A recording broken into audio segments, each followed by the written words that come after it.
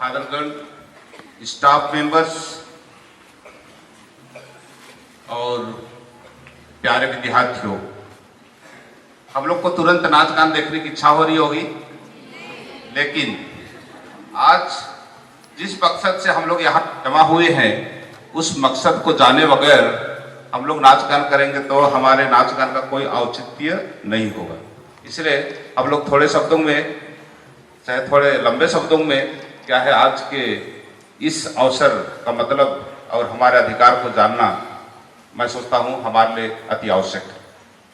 जैसे मैं शुरुआत में बोल रहा था, वहाँ पर इंग्लिश मीडियम स्कूल जब रैली हम लोग शुरू करने वाले थे, तब ये क्या है मैंने सूचना दी कि 23 दिसंबर 1994 को संयुक्त राष्ट्र संघ UNO जिसको बोलते हैं, उन्होंने क्या है घोषित किया कि 9 अगस्त को अंतर्राष्ट्रीय आदिवासी दिवस मनाया। वो लोग बोलते हैं कि क्या है जो UNO ने घोषणा की है वो मूल निवासियों के लिए है, इंडिजिनियस पीपल्स के लिए है, और आदिवासी लोग मूल निवासी नहीं है, इसलिए ये भारत में फिट नहीं खाता है इस तरह से।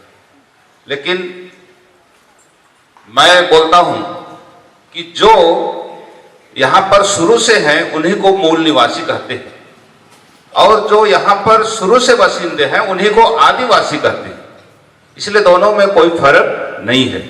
तो इसलिए उनको मैं सोचता हूं उनको क्या है उनके वक्तव्य का उत्तर मिल गया होगा। तो लेकिन भारत में हम लोग कब स्वतंत्र हुए? भारत में स्वतंत्रता कब आई? 1947। लेकिन हम लोग आदिवासी लोग, भारत तो स्वतंत्र हो गई लेकिन हम स्वतंत्र नहीं हुए। आदिवासियों पर नाना प्रकार का अत्याचार होते रहे, हम लोगों के बीच फूट डालते गए। जसपुर में हम लोग देखते हैं आदिवासियों को किस तरह से बंटवारा किया गया, कोई ख्रिस्ती है, कोई शरणा है, कोई हिंदू है, ऐसा करके लोगों को बांट दिया गया। इसी तरह से फूट की नीति चलती रही। शेड्यूल्ड ए माने एरिया, तो क्या है पेशा का मतलब है हिंदी में पंचायत उपबंध अनुसूचित क्षेत्रों पर विस्तार अधिनियम, ठीक है हिंदी में। तो विशेष करके आदिवासियों के लिए ये कानून बनाया गया, पेशा कानून। उसकी घोषणा कब हुई? 24 दिसंबर 1996। हाँ, क्रिसमस मनाते हैं, इसीलिए 24 दिसंबर 12 बजे घोषणा की गई इसको, पेशा कानून को, जिससे कि हम सब क्या है क्रिसमस के साथ ही उसका क्या है उत्सव मना सकें।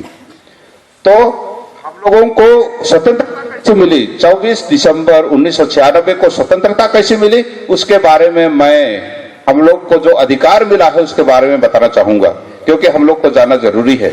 हम लोग के लिए सरकार इतने अधिकार दिए हैं, हम खुद ही शासन हम लोग के हमारे हाथ में दिया गया है, लेकिन हम लोग अज्ञानता के कारण, चाहे हम उस तरह का अध्ययन नहीं करने के कारण अधिकार को नहीं जानते हैं और विचार नहीं जीते हैं, इसलिए आज भी गुलाम हैं।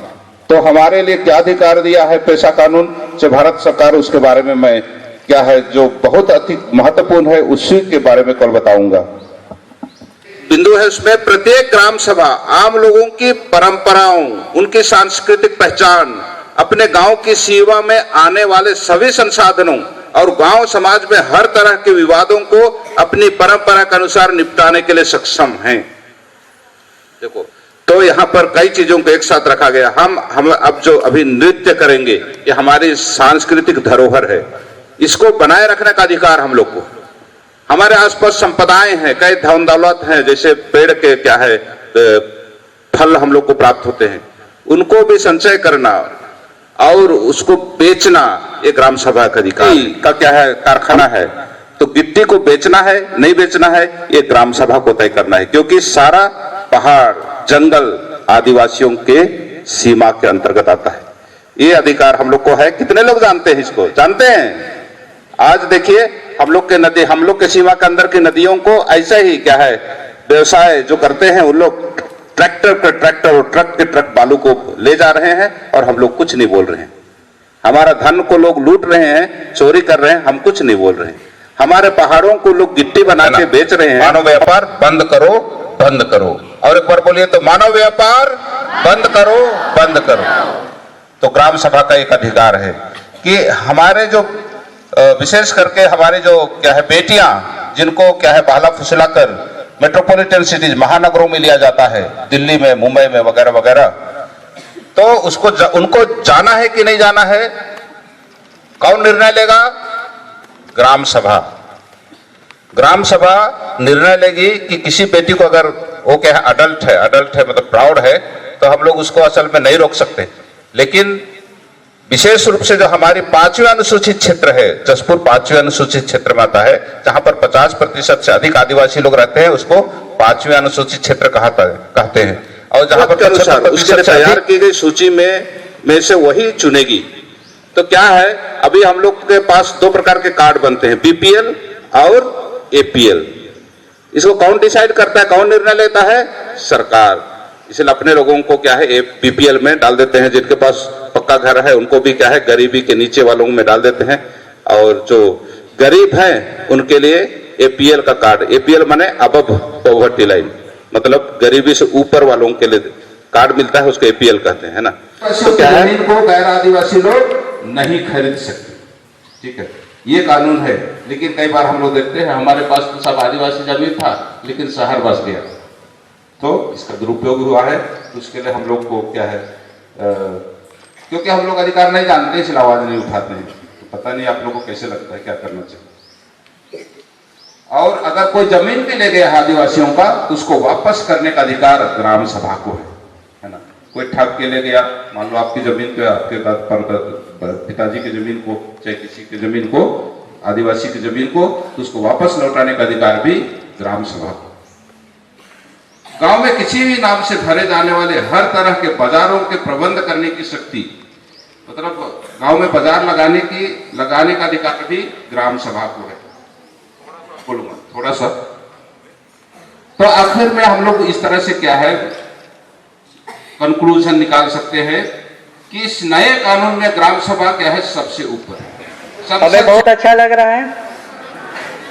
तो हम आपके सामने एक गाना प्रस्तुत करना चाहते हैं, जिसके बोल है नागपुर कर कोरा।